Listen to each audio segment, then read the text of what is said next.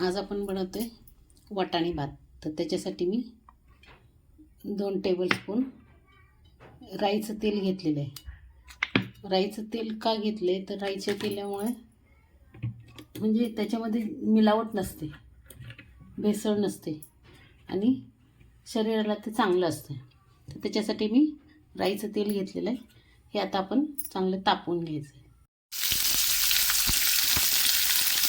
कांदा, तेजपत्ता आणि थोडंसं गरम मसाला टाकून मी हे चांगलं भाजून घेते कांदा.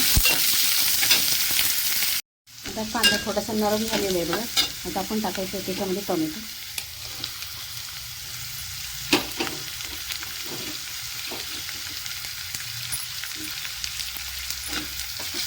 टोमॅटो पण चांगला नरम होईपर्यंत आपण त्याला भाजून घ्यायचं. 1 चमचा लाल तिखट आणि 1 चमचा धनेपूड टाकून मी मिक्स करून घेतले. आता आपण याच्यामध्ये बटाटे टाकायचे. बटाटे टाकलेले आहेत. आता याच्यामध्ये 1 चमचा हळद टाकते.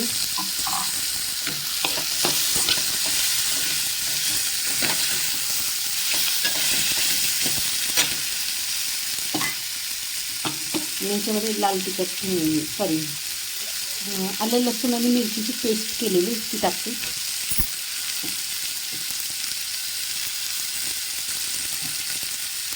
तुम्हाला जसं तिखट हवं आहे त्याप्रमाणे तुम्ही टाकायचं. त्याच्यामध्ये अगोदर आपण लाल तिखट पण टाकलेलं आहे, त्याच्यामुळं मुलं खात असतील तर थोडं कमी टाकायचं. आता मी याच्यामध्ये पाऊण वाटी वाटाणा टाकते आणि 1 वाटी तांदूळ टाकते.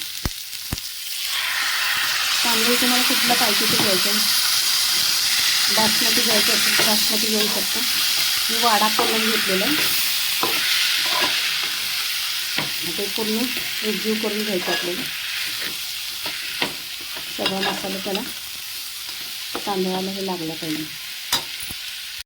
हे सगळं चांगलं मिक्स करून झालेलं आहे. आता ह्याच्यामध्ये आपण 2 वाट्या पाणी टाकायचं. आता ह्याला चांगलं शिजू द्यायचं. मीठ मी मिरची आणि आलं लसणाची पेस्ट होती त्याच्यामध्येच टाकलेलं आहे.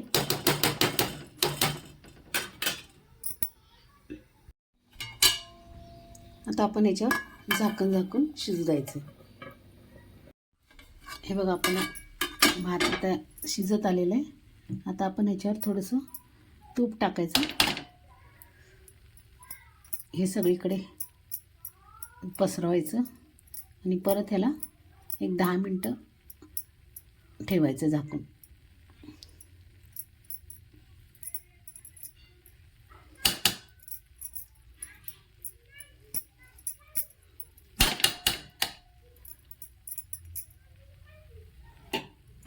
ते 10 मिनटं आपण ठेवूया.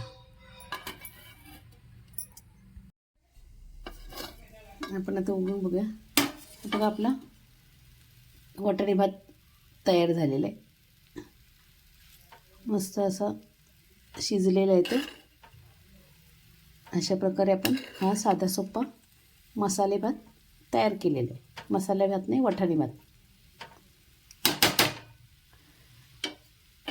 मसाले भात पण म्हणू शकता आणि वाटाणे भात पण म्हणू शकता तुम्ही. आवडली असेल रेसिपी तर लाईक करा, सबस्क्राईब करा, शेअर करा.